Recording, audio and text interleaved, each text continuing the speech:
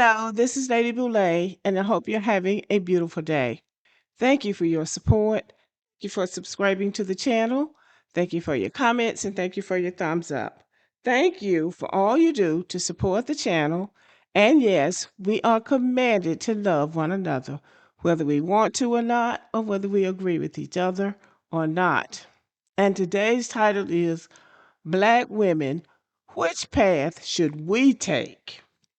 The black side of TikTok is still furious, infuriated, confused, sad, everything concerning the murder of this young boy, Cyrus Carmack Belton.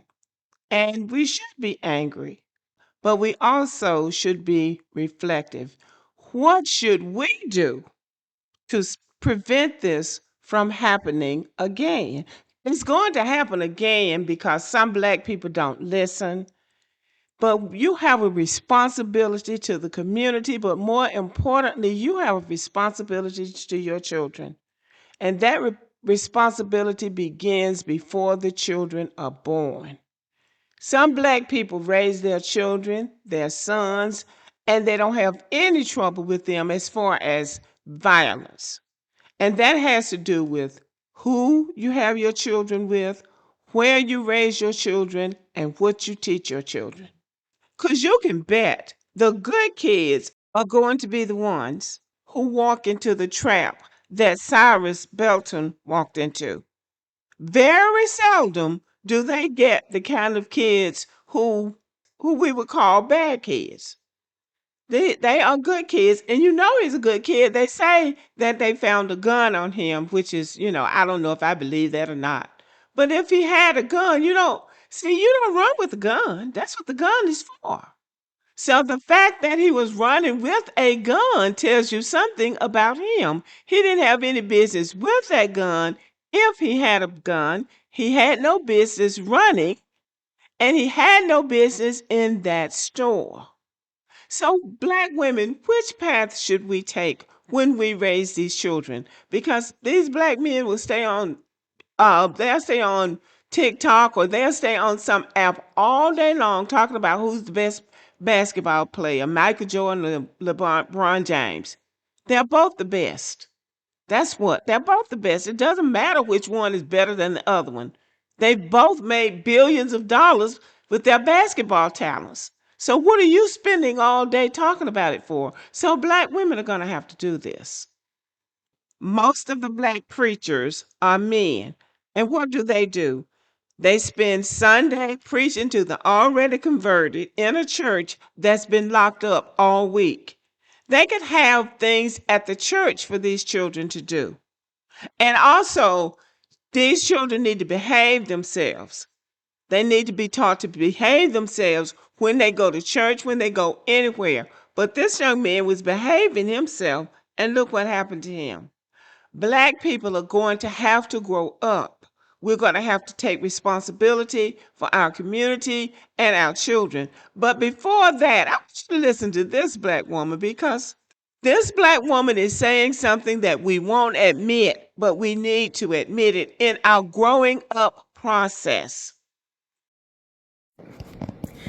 Absolutely no violence is necessary. We don't have to burn a single thing down.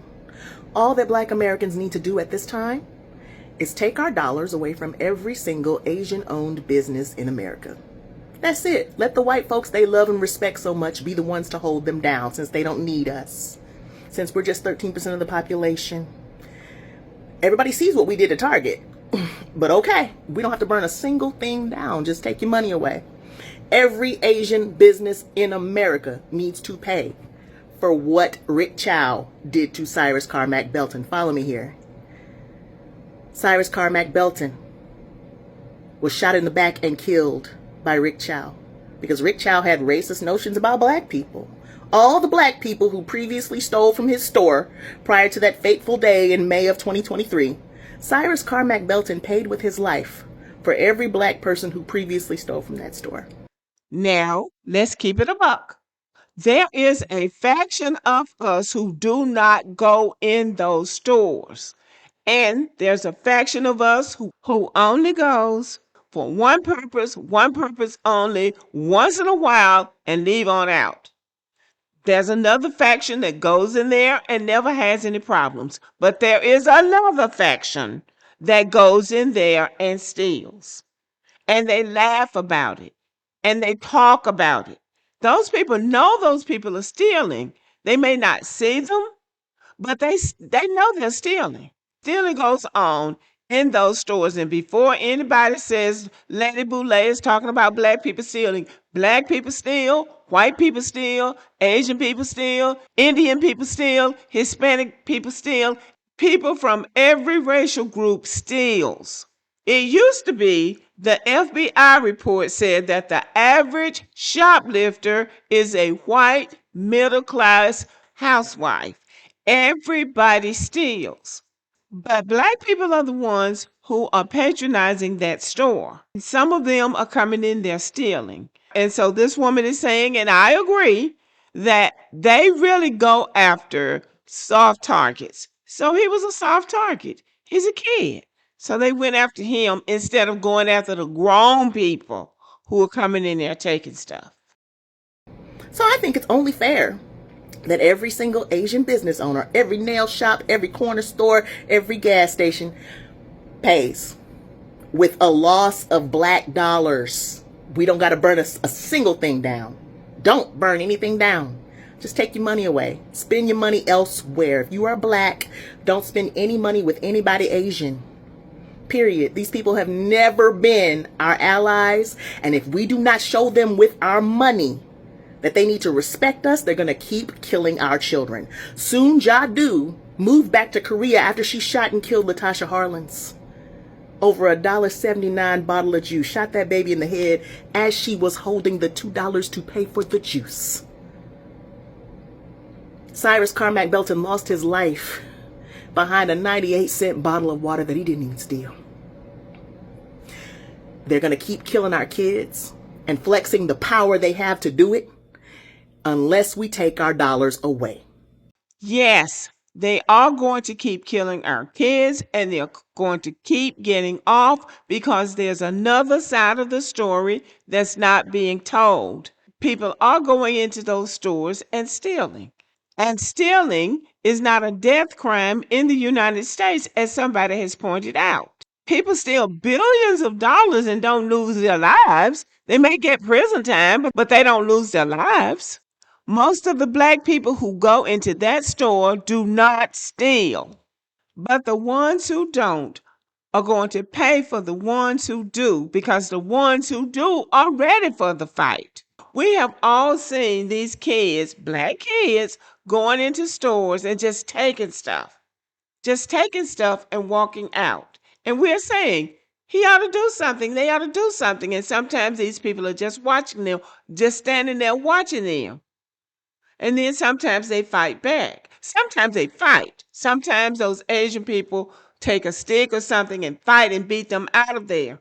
But sometimes they don't. Sometimes they take a gun. So unless we want the least of these, which is our children, to pay for the worst of these, which are the shoplifters, then we have to do something. We have to do something as a community and as a race. We have to do something. And black women are going to have to do it. Black women are going to have to do it. If Cyrus Carmack Belton can pay with his life for everybody black who previously stole from Rick Chow's store, then every Asian business owner in America can pay for the murderous, racist actions of Rick Chow. I think that's only fair. That is a good place to start. Just stop shopping with them. And also, don't let them come into your community without the vetting committee. Before people come into your community, you should be on the city council. Or if you are not on the city council, the minute they set up shop in your community, the black vetting committee should come and check that store out to see if those people show any kind of animosity towards you. You need to get the word out to the people in your community. Do not go into that store, and do not let your children go in that store. This can be stopped without us burning down anything, without us starting a race riot, without us tearing up anything, without us feeling like we have to go out there and seek street justice, which is what Mr. Chow did to this young man. We don't have to do that. We can just shut the business down by the grown people. The grown people. These are black people for the protection of black children. I think I'm going to start a new channel that's called Black People for the Protection of Black Children. Because otherwise, our children are going to continue to lose their lives. There needs to be a committee in every community that's telling the children how to behave in these people's stores, that's telling the children how to behave in school, and that's letting the community know which space is not safe for black people. That's not hard. You don't have to have any kind of loan. You don't have to have insurance. Anybody can do that. And I think black women are going to have to do it. And you don't have to have attitudes. You don't have to be snatching your head. You don't have to be, clock that T and all that kind of stuff. You can just go in there and scope out that environment and go in there more than one time. Go in there once a week and see how the store is running and what the problems they're having with the people in the community. And take that community to the churches, to the black community meeting. We need to start being responsible for ourselves and our children. Y'all let me know what you think about this. And I'm going to put the rest of this woman's video in the comment section because she has some more to say. So let me know what you think about this and have a good day.